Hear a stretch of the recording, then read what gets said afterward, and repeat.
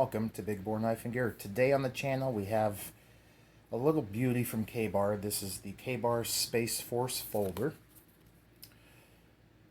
You can see it there, blah blah blah. Nice little box.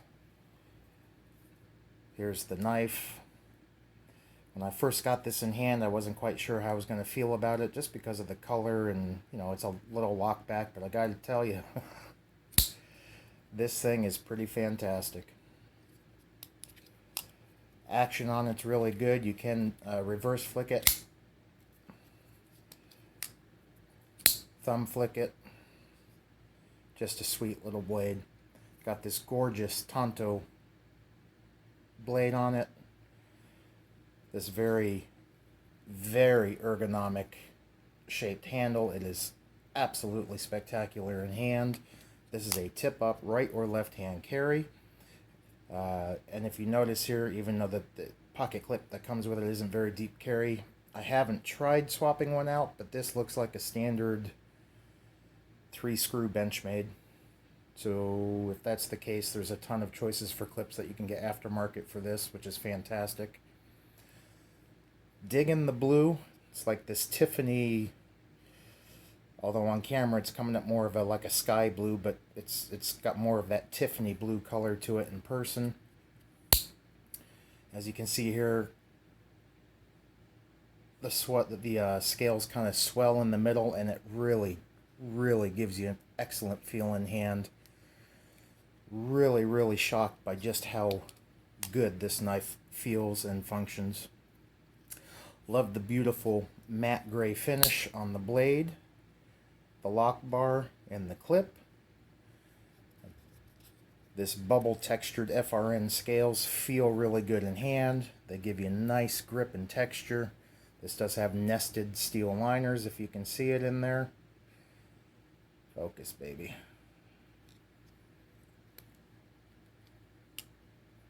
Yeah, just a little joy of a knife. $30 across the interwebs. This is part of K-Bar's Space Force line. They do make a full-size K-Bar fighter. Same color scheme. They also make like a karambit, if I'm not mistaken, and a little multi-tool type deal. Pry bar tool with the sharpened edge on it. Look pretty interesting.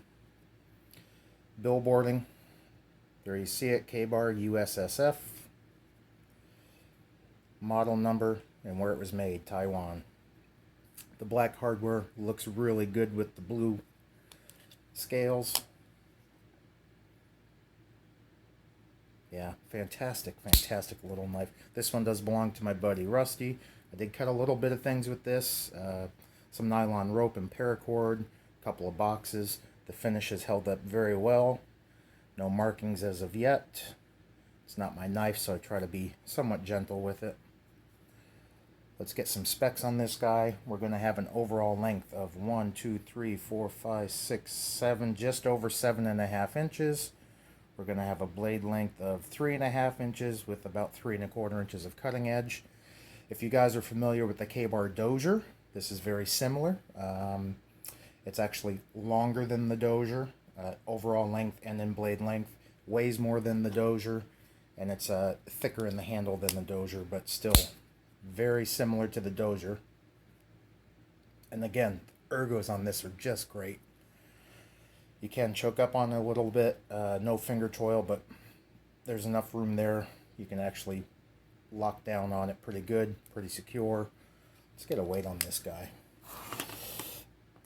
Feels like about 3, maybe just over 3 ounces. Let's give it a shot here. 3.32 ounces. So we're still below that ounce an inch for your blade to weight ratio.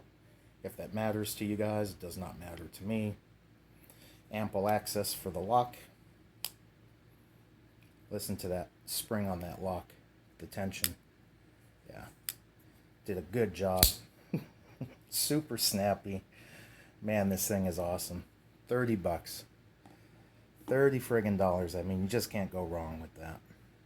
Anyhow, there's another look. Again, that beautiful Tonto shape. Grinds are done very well. I really dig that flat gray color scheme going on with it. Yeah, it looks great. Feels great. Yeah, this is a knockout from K-Bar. Anyhow, that's all I have for today, folks. Please like, subscribe, leave me a comment because I love the feedback. And until next time, take care.